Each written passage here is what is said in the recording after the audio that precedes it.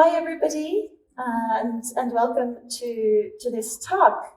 Who said that being a feminist peace activist would ever be easy? Hello Cynthia, who's joining us from England, is that right? Yes, hi everybody. It's great that you're here with us, even though you couldn't travel. So I see a few people still dropping in, but we're gonna get going anyway, because we only have an hour, and I know that at least for my part, I could listen to each of the panelists for a whole hour with no trouble, so we're gonna get started. My name is Lina Hjärtström. I'm Policy and Advocacy Director at Women's International League for Peace and Freedom in Sweden, Internationella kvinnoförbundet för fred och frihet, IKFF. And I will be hosting this talk for you today. With me, I have Cynthia Enloe, who is a research professor at Clark University, Massachusetts. She is a pioneer. Her research on militarism and feminism, and militarism from a feminist perspective, especially, has inspired generations all over the world and basically this whole research field. Her groundbreaking book, Bananas, Beaches, and Bases, Making Feminist Sense of International Politics, was a big part of that. And she's part of WILPF's academic network and has received many awards, among others for Outstanding Teacher, which I think makes a lot of sense. We have Elham Kohistani, who's a human rights and women's rights activist from Afghanistan. And there she worked with national and international organizations, as the Swedish Afghan Committee, for example, and several UN agencies. She came to Sweden after the Taliban takeover in Afghanistan last year. And we have Malin Nilsson, who is Secretary General of WILPF Sweden since 2015. So these are the people who are going to talk with me today. I'm going to find my rights note. On the theme of being a feminist peace activist and that not being easy, we all worked very, very late last night getting other stuff done so that we would be able to come here, which means we will dive right into the conversation. And I think that's something that many people can probably relate to, this overload of work that we want to get done because it feels so important, and it is so important. But on the other hand, being a feminist peace activist is wonderful in a lot of ways, because for my part, it's gotten me to be able to meet all of the panelists that I have with me. So that's maybe the easy part, and my entry point into this. I want to start by giving the floor to Cynthia and let her introduce us to the question: who said that being a feminist peace activist would ever be easy? Has somebody said that, or what is your thinking around this, Cynthia? Please. Hi everybody, it's so good to be here. I remember being in Malmo for the Human Rights Forum, and of course I've been working with WILPF Sweden for a number of years now. I want to thank Lina and Elham and Malin, and of course off stage, Elin, for making it possible for me to be here virtually. I'm sorry I'm not there in person, but I've learned from so many of you. I was there in September, so I kind of have the feeling of dismay that was communicated to me rightly after your national elections, and now, of course, on the brink of a momentous decision for whether Sweden will join NATO. Let me just say why I phrased it this way. That is, that being a feminist peace activist is never easy. It's never easy because feminism is never easy. It takes a lot. You all know this. So I'm just confirming what you all know. And that is, you have to think, and then you have to rethink, and then you have to rethink again. Then you have to listen. Then you have to listen again. And then you have to keep on listening when you don't want to listen. That's not easy. Being a peace activist in this world is never easy because militarism, as a package of ideas, militarism isn't a marble block. Militarism, we've all learned, and WILPF Sweden has helped teach us this, militarism is a package of ideas about what it means to be manly, what it means to be a good woman, what it means to be a patriot, what it means to be a citizen, what it means to take responsibility. Militarism is ideas about protection, ideas about self-defense, ideas about strength, ideas about resistance. Militarism always is in motion. It is never, again, it's never this marble block sitting in the middle of the town square. It is always a set of sometimes invisible, sometimes very visible, dynamics going on.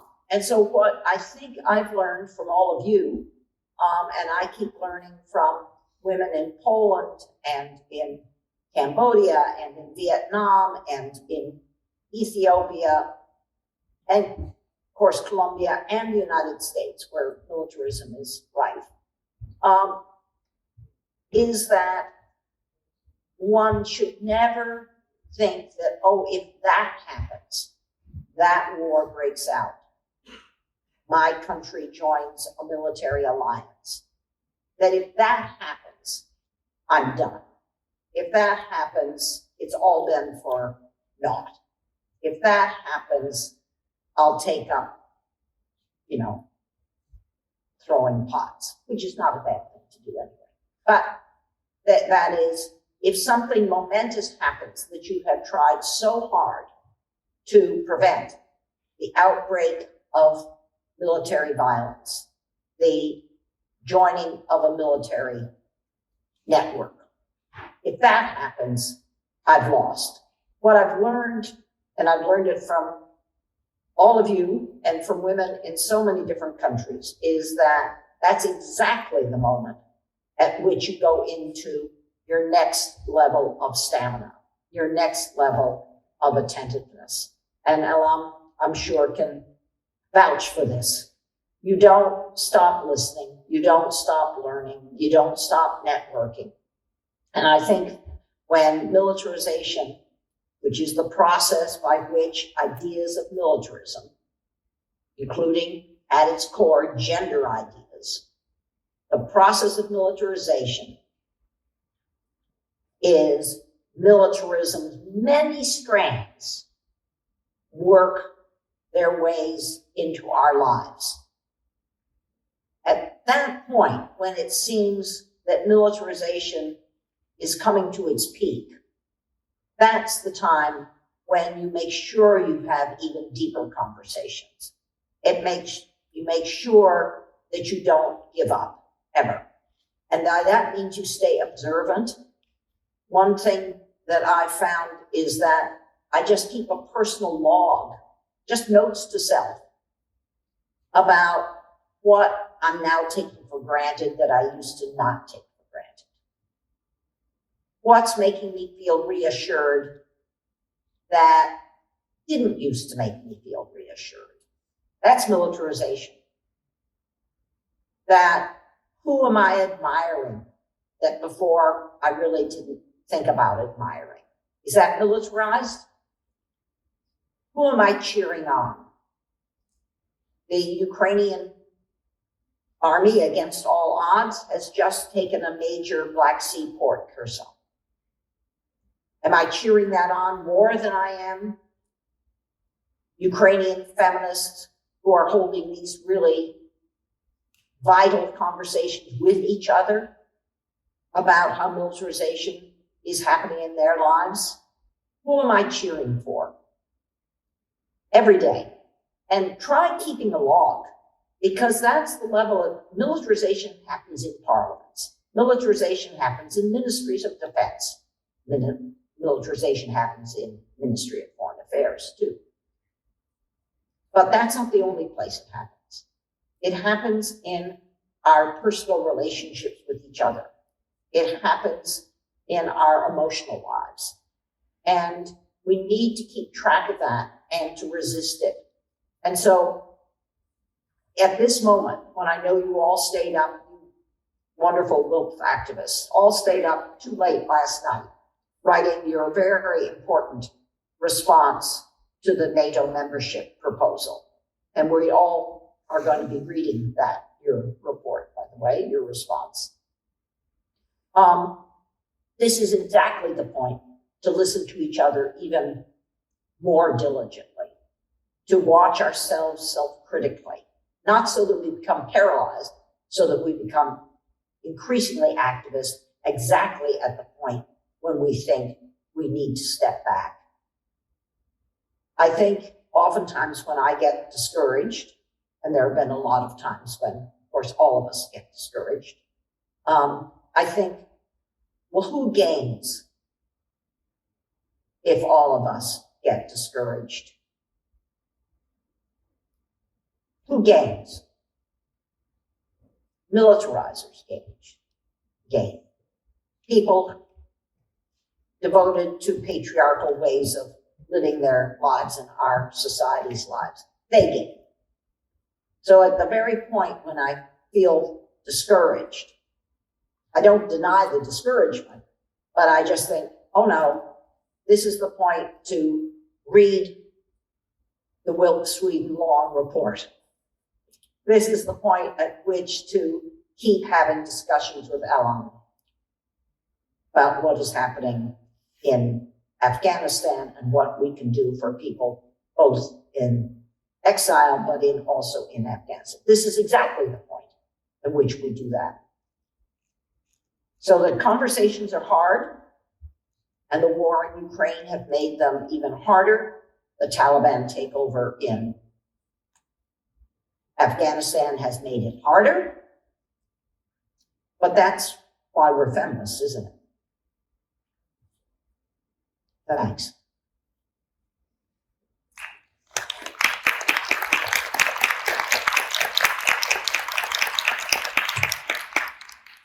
Thank you, Cynthia, for presenting so many important thoughts to us that you always do, and you really taught me to listen, which means I thought I knew approximately what you were going to talk about, but I'm still taking notes. I'm still finding myself trying to listen for what's new, or what have I forgotten? Like you were saying, what am I not paying attention to right now, and what do I need to pay attention to right now? But this is not about me. I want to pass it on to Elham and let you comment and present your own thoughts on Cynthia's talk and also your own take on the question. You said that being a feminist peace activist would never be easy. Thank you. And thank you to everyone. Thank you for the great points that I've already mentioned. So I would also add that being a feminist peace activist is never easy, and especially with the underdeveloping country, where I have grown, and it was since I born in this country, I was grown with the war and with the militarizations in the country, and for me, life is like always fighting at home with one army band, because we are like a men-dominated country, and before that we should go to the society and we should pay attention for the other military activities. In our home, we are every day struggling with one man army inside of our homes. And on the other side, we are also struggling with so many culture and ethnic conflict inside of the country. We have an unstable government since decades and decades. we have a weak rule of law inside of the country. As a woman peace activist inside of Afghanistan is like every second we are dying from inside, but in the other second we are happier, as strong as a woman could be appear in the society. Yes. This is how the definition of a feminist peace activist is for me. 1 second dying inside and 1 second fighting for for the next step. It is like 1 second dying inside of yourself, and the other second is just you're appearing in the society as strong as a woman can be. I can't tie into everything that interests me right now because I also have to give the floor to Malin, who will make the actual reflections. So the same question really. Your thoughts on what Cynthia and Elham has said, and I think comparatively, it might be easier to be a feminist peace activist in the Swedish context than many others. But does that mean it's easy? No, it doesn't. But of course, I mean, the context of Afghanistan is much more difficult, and being a feminist peace activist in Afghanistan takes a lot of courage compared to being one in Sweden. But what I think is interesting about being this kind of activist in Sweden right now is that it feels like we are moving in the wrong direction. We've seen how militarism, nationalism, and war only in the last year has increased the vulnerability of Swedish civil society in general, but Swedish civil society who dare to question militaristic or violent responses to what's going on in Sweden or outside of Sweden. And I also think that the war in Ukraine has really sparked a new sense of fear in Sweden. I think it was always there, but now the fear for one's own security has sort of come to the forefront, and this fear has also led many people to fear those who question these taken for granted solutions, questioning sending arms into conflict zones, questioning the need or the utility of joining a military alliance without a democratic debate. Just asking questions about these things have come to label feminist activists as traitors or enemies of the state, which is something we've heard before, but never to this degree. So I feel like we are. It's more difficult today than it was maybe 10 years ago, and we're moving in the wrong direction. Definitely. And how does that? Elham talked about the feeling, and Cynthia was also touching upon this. I wanted to pass that to you. How does it feel to work for feminist peace now compared to? I know you've been active in the peace movement, not since 19-something, but for more than 10 years. I think it feels more important than it has in a long time. It feels more urgent. And while we see that a large part of society is maybe questioning us more, we also see for the first time in a very long time people actually joining the peace movement. So I also feel like we are offering something. When we question these ideas publicly, we are offering people who are also feeling a bit uneasy about the very simple answers that they're being given about how to solve conflict and how to create security. So I'm feeling a bit hopeful at the same time, I would say. It's very encouraging, in spite of everything. So this ties back to of course the work that we're doing to promote change and create peace and gender equality. And I'm expecting that pretty much everybody in the audience is working for some human rights issue, is especially passionate about one or the other or all of them. So I think this concerns all of us. I wanted to bring back to you, Cynthia, about the mechanisms, what happens in militarized society. And you mentioned gender, of course, and ideals about masculinity and femininity. Could you explain this a bit more to us? What can we expect to happen now, or what are we seeing?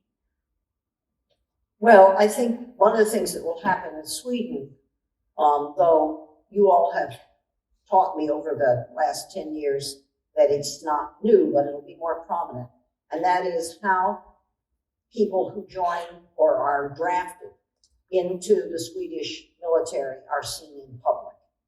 How are they imagined? How do mothers think of their sons being drafted? How do women friends of a woman who is drafted, how do they see them?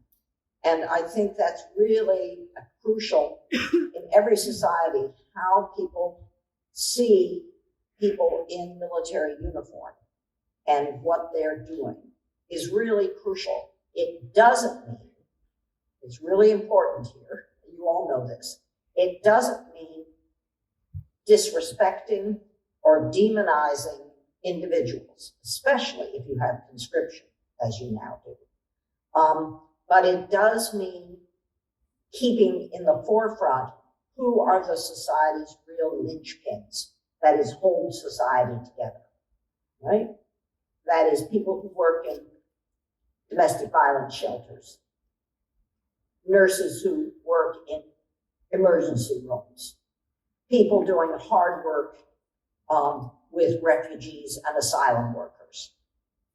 Are they continued to be seen as society's heroes? Or is there a new kind of easy narrative that having a Swedish military uniform on somehow makes you more of a hero? Very worried about the notion of hero. And we all, I have heroes, mainly Black civil rights activists in the United States. I have heroes.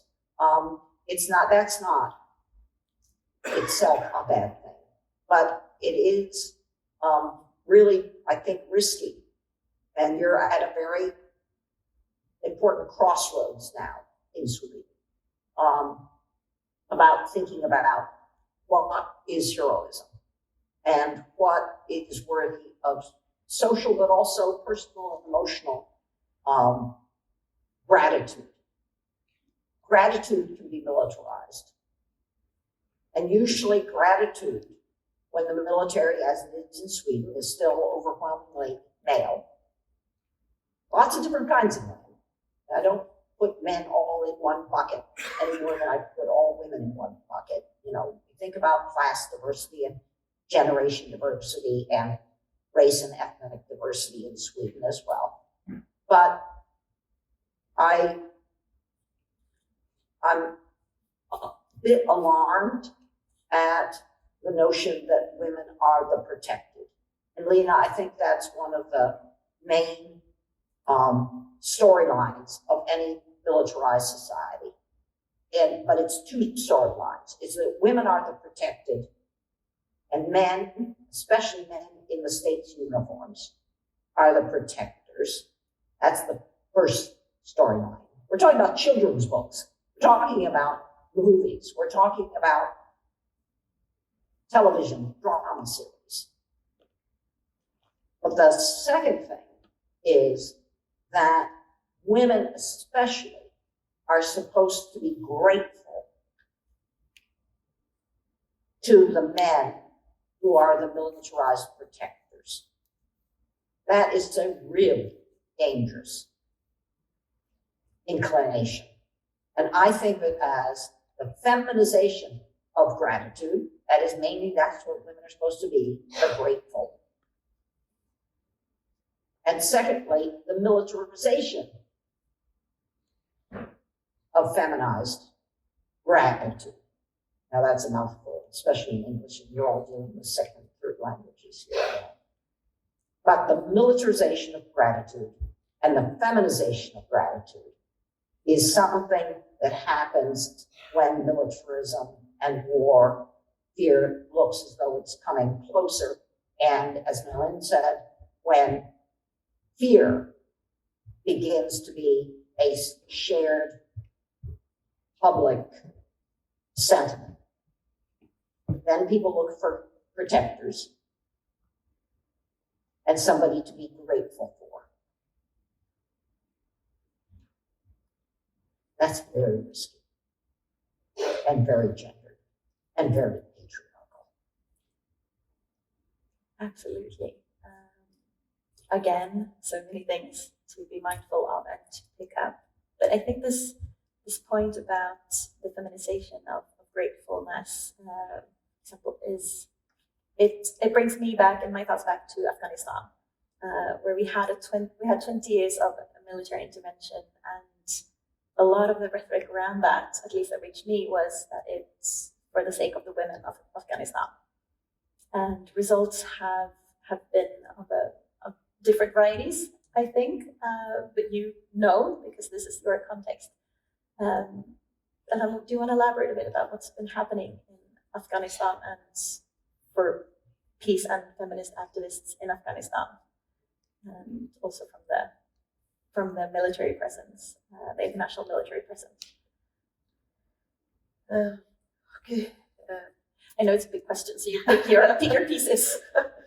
I just want to start that most of the time what really makes me sad is when we are talking about Afghanistan is always war, always conflict, and always violations. But Afghanistan is a very beautiful country, and it is a very rich country in terms of culture and hostilities. But unfortunately, we are the generation that grew inside of Afghanistan. And for us, being in a peace is like a dream. And exactly, we don't know what really peace means. Is it the absence of war as it is defined, or it is the prevention of right violations, or it is just sleeping in a secure area? Is that peace that we are talking about? There was different government has came since my age, I would say. And when I was born, it was exactly when Eritrea withdrew from Afghanistan.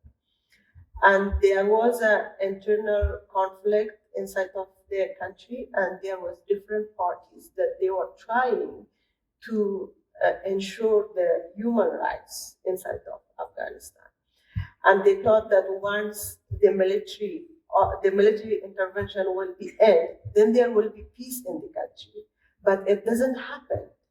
Once the military withdraw, then there start another level of wars in another name. But still there was war, still there was army, still there was a militarized group around. And one point I really like it that although men are those who start wars and they are armed, but still we women are thankful when they are protecting us, which we need to think about this issue. When a war happens in a country, it is the women that they pay a very high cost of it. And once, at the first time when the Taliban came, I exactly didn't remember all the things what was happened because I was too young, I would say. But I heard from my mother that how the Taliban imposed the different rules on women and girls inside of Afghanistan. And then after the 15 August 2021, when the Taliban came back, it was like my childhood night dream has come true. And those history, I hear it from my mother. It was just like a movie in front of my eye. And I saw that how the Taliban entered to the city and how people was embarrassed and how people was afraid of those rules. Since the last year, Taliban has imposed over 30 rules on Afghan women and girls. And the biggest is like they banned us from access to education over grade 6. They banned all women from the decision making. They removed women from the decision making from the government structures. Now we didn't have women in government structure. We didn't have women in the decision making. We didn't have we didn't have women in sports. We didn't have women in any sort of the society level that there should be, and this is our rights. And just recently, like 1 day ago, they already imposed one rule that women are not allowed to go to restaurants and also not allowed to go to gardens or anywhere outside for their entertainment or enjoyment. So they are starting to remove women from the society. In this situation, just being an activist is like just you are in a war without gun, and you are in a war with your pen and just alone. And we are seeing that right now the only movement that are stand against the Taliban is the women protester movement, that they are very briefly, they are standing and they are raising their voice and they are asking for what we need as a human being and for what is our basic rights inside of the country. So I feel like this is the moment that we need really to stand with this woman inside of the country, and we need to support them in any how that we can, and we should not let any country like Afghanistan that the woman should be removed from the society and there will be no life for them to live and there will be no hope for them for their futures. Always, yeah, this is what I really feel. Again, I'm so busy taking notes and learning things that for a second at least, I forget that I'm also supposed to ask you questions. Malin, I also want to pass this question about Afghanistan to you, but from where you've seen what's been playing out there, and some worrying notions we've heard from Swedish perspectives, Swedish official perspectives, that I know you have opinions on. Absolutely, I will get into that, but I also want to say, like you said, Elham, the brave women in Afghanistan who are standing up to the Taliban, and the brave women in Iran right now who are standing up to their regime. These are women who know what their countries need. They know what they need to feel secure, and they know what needs to be done in order to have security for themselves, for their families, and their societies. Yet no one is listening to them. It's been very difficult for them to get their voices out and to get international support, considering how easy it was to start a 20-year intervention. It's been very difficult to find ways to support these women activists who are doing such important work. But yes, we were talking before a little bit of what have we learned from what's happened in Afghanistan. And of course, the key lesson is, from our perspective, that military interventions cannot build sustainable peace. And Afghanistan is just a horrible but great example of that. And there's actually been, in Sweden, there's been an inquiry into the Swedish involvement in Afghanistan. And the basic conclusion of that inquiry is that Sweden did not reach their goals. The goal was to create sustainable security, and that goal was not reached. But from the Swedish armed forces, we have heard them highlight what they think are the positive, the upsides of this involvement. And it's that soldiers have had the chance to practice in real life scenarios. It's that Sweden has had the chance to practice their interoperability with NATO forces. And of course, it's been the chance to test Swedish weapons in real life scenarios. And imagine the militarization you must have gone through before you can state this as a positive outcome, when you can regard someone else's home, someone's life, someone's society as your practice field. Killing people has been good practice for the Swedish armed forces. And I think it's really difficult to understand how you can come to the conclusion that the operation did not reach its goals. You can talk about these upsides for the military, but as soon as the next conflict comes along, as it did when Russia invaded Ukraine, the military solution is still the only solution. It's the only solution we discuss. We discuss how and when and exactly to what degree, but it's the only solution that we're even talking about. And I think it's really sad that we haven't really learned any lessons as a society from what happened in Afghanistan and in many other places before that. Definitely, and to nobody's surprise, I very much agree with you.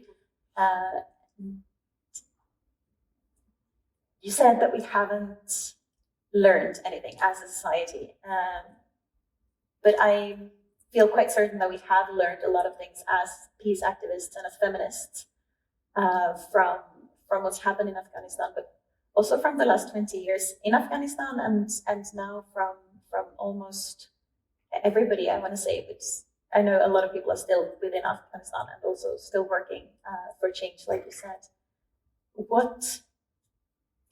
What have you learned before and now after the Taliban takeover?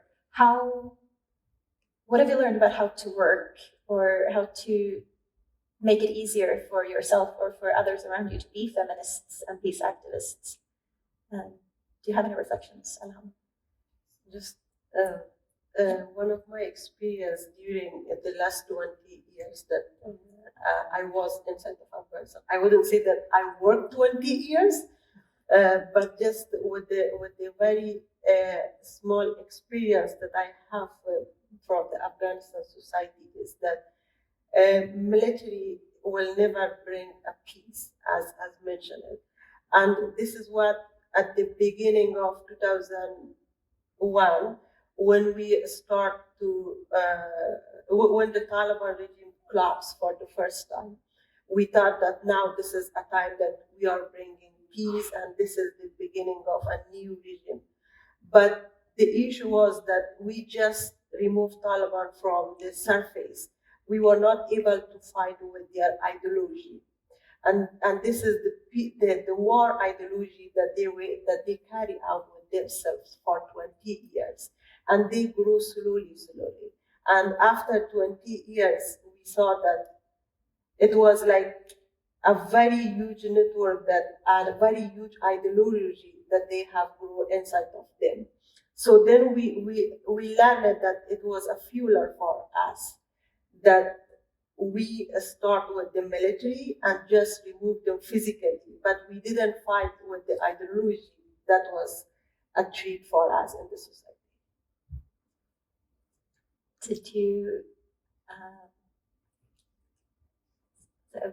Do you have any thoughts on how to begin to challenge that ideology? Do people do that kind of work? Do feminists do that type of work? Do peace activists? Yes, I feel that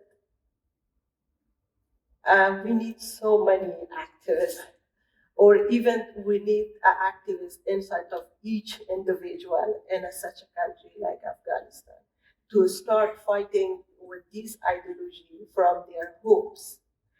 And then we will grow to the society, and then we will be able to fight against these kind of wars or problem. But on the other side, I'm also thinking that we need a lot of awareness and knowledge and information about how to be a feminist peace activist. and how to keep yourself active and be engaged in the society just to tackle this problem from the society. I hope I answered.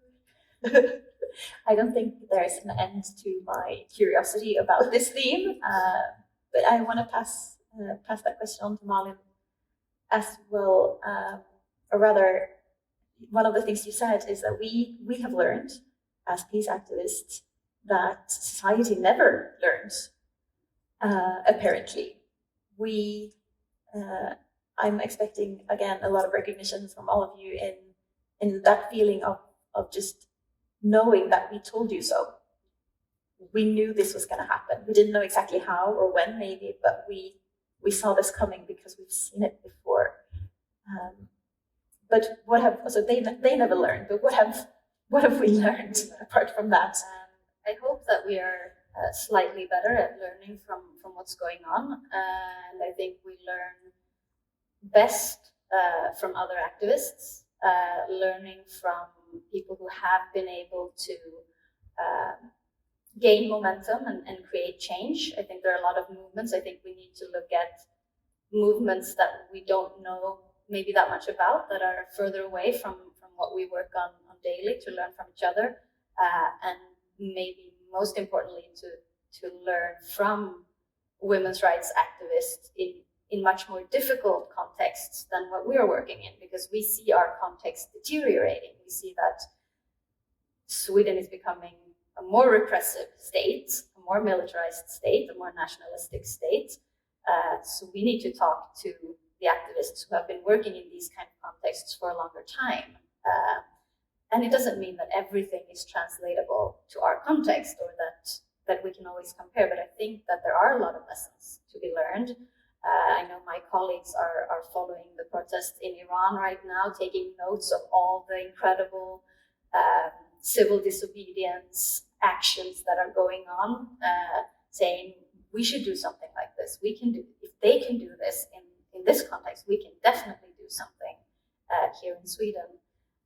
And like you said, Elham, it is about changing people's minds, making people question what they have been taking for granted. And in order to do that, we need to reach more people. So we need to build our own movements, and they don't have to look like they did in Sweden in the 1980s, which is sometimes what we really want to see happen. We want thousands of activists or members who come to every meeting and who are doing all these things. But we've seen that people can band together over an issue quite quickly when it feels important enough. And I think we need to show people why it is important right now and why it is urgent for people who don't usually engage in maybe activism to do so now.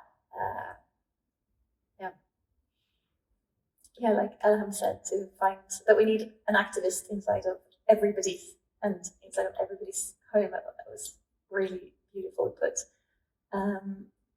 Cynthia, you're always talking about listening and learning, and it's also what you started with. Can you help us help others to learn in any way? Do you have any thoughts on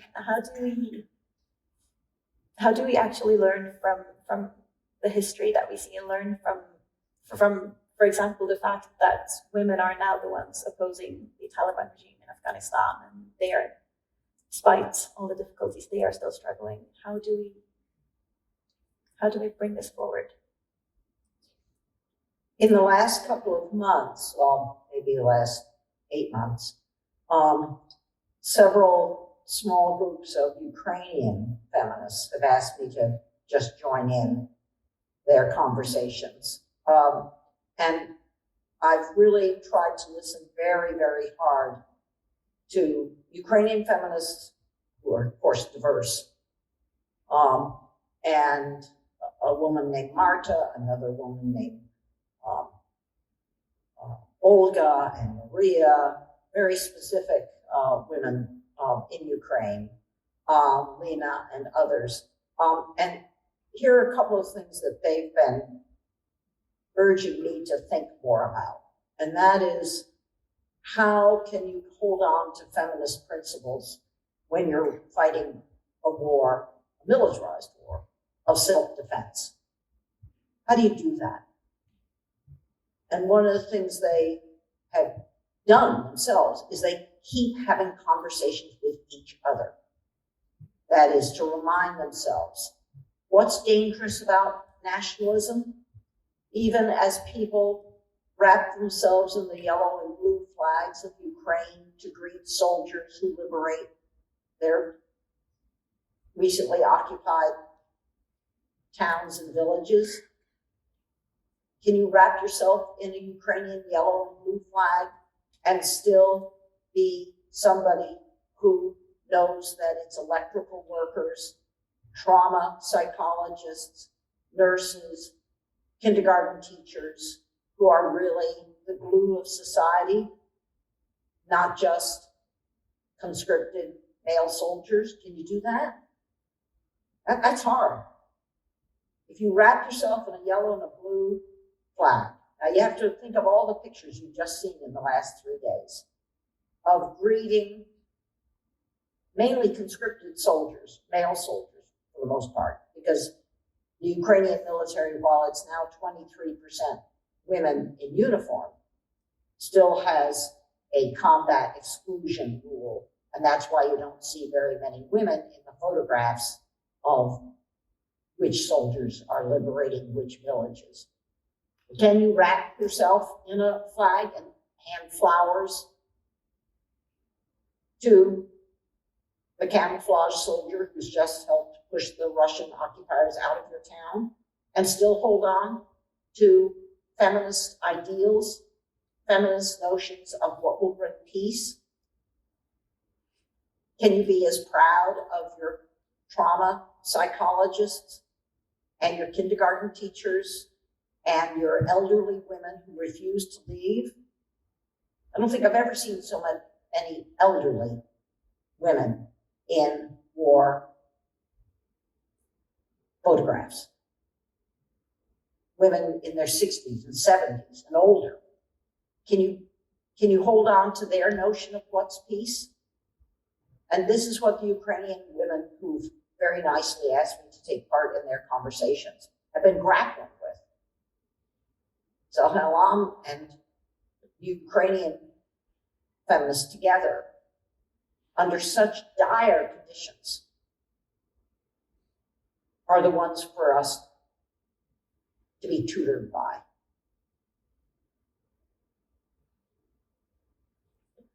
Thank you, Cynthia, for also tying the situation back to Ukraine, because I think that's where almost all talks about security and safety, as is the theme for these human rights days, takes its departure right now, at least here, or did anyway before NATO became the big topic of discussion instead. So you've also touched upon this, all of you, but how do we resist? How do we resist becoming militarized? What can we do when we walk out of here? What can we do together? And these are the hard questions, and I know you've touched upon them. I know we talked a bit earlier, Elham, about responsibility, for example. Is it our responsibility? Whose responsibility is it? Can we actually carry this responsibility, or which? How do we even start? Maybe want me to go first on this one? Yes.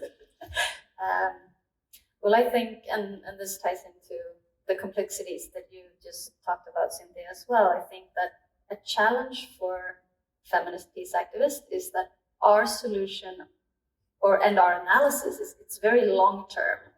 We are not great at providing a solution to a conflict that has already turned violent, because our solution, which we had been saying for many, many years, had been to prevent conflict from escalating. It had been investing in human rights activists and democracy in Russia so that we could have had another type of leadership in Russia. It would have been investing in very different things than what we have been. And I am not great at saying what to do when we walk out the door, but I do think that what we all seem to be coming back to is that we need to initiate conversations maybe outside of our comfort zone with people who challenge us, but also people who have been working in different ways and maybe getting better results, or at least different results. And I think that's also what we have decided to do as a movement, as a Swedish feminist peace organization, that we are going to build our movement. We're going to focus on building our movement and also allying ourselves with other movements to show how all of our issues are connected and to learn from each other. That's as specific as I can get. So I think in the context of Afghanistan, it is not easy, because one of the biggest challenges that with the people that is the opposite of us, they are not recognizing us and they are not accepting us as an individual to sit with them at the same table and talk with them. So this is one of the biggest challenges that now we are facing. And they are not giving us the value of being a part of the society and being a part of almost half of the population of Afghanistan. So I feel that we need to be more engaged in the conversations and in the talks that happens on the country, inside or outside of the country. And we really need to build our networks and learn from another movement and just keep ourselves always strong and together. Always keep ourselves strong and together. Definitely. We have just a few more minutes. So if Cynthia, do you have any concluding thoughts that you want to share with us, or reflections about what you've heard today? I'm reminded from all three of you how important having these conversations are in Sweden now. When I came back from Stockholm in September, I immediately started telling my friends what I'd learned from all of you. Elham, you and I hadn't yet met, but now I'm learning from you.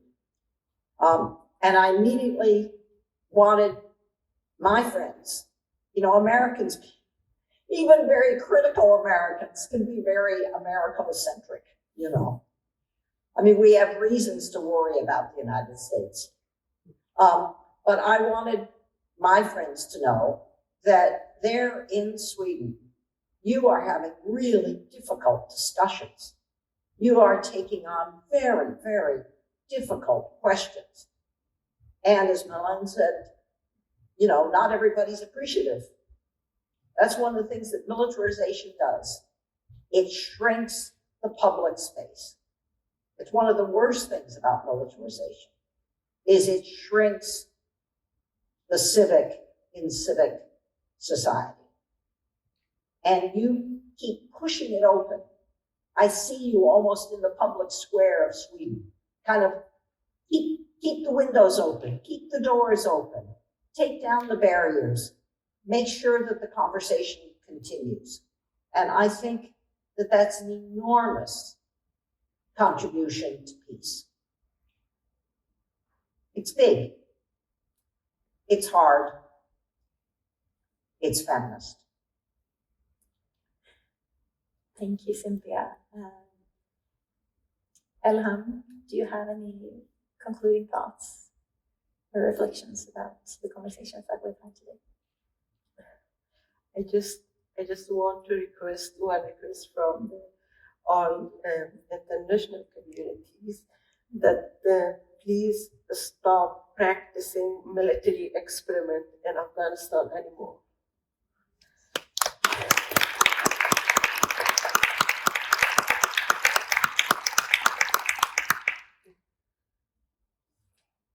Yeah, Malin, do you want to follow that? No, I can't follow that.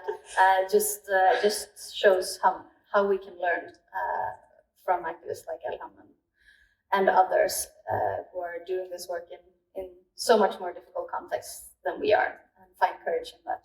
Thank you. Thanks to all of you. I'm having Cynthia kind of on both screens, so I kind of want to see the big picture of you. But thank you so much for sharing your thoughts in this conversation with me today.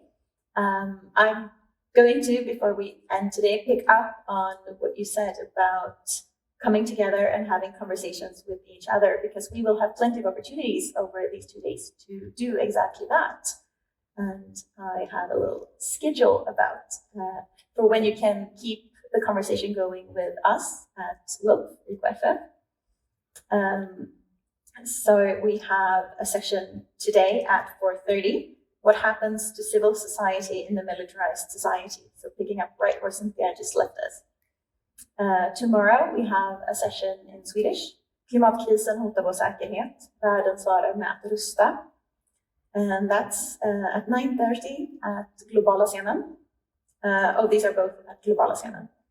And tomorrow you will also have the chance to chat a bit more with Elham, who will be parked in a sofa somewhere at Fredstorget, and we can get these conversations going. She will be there at 12:30, so at lunchtime tomorrow. And of course, I also want to encourage all of you to join the feminist peace movements and become members of WILPF or IKFF or another peace movement or feminist movement if you choose. But since we're the feminist peace movement, I'm kind of hoping that you will want to join us. And you can find that information on the website, or just come and talk to anybody who's sporting Frihet Feminism t-shirts, and we'll help you. Thank you so much. Thank you, all of you, for coming and listening, and we'll see you on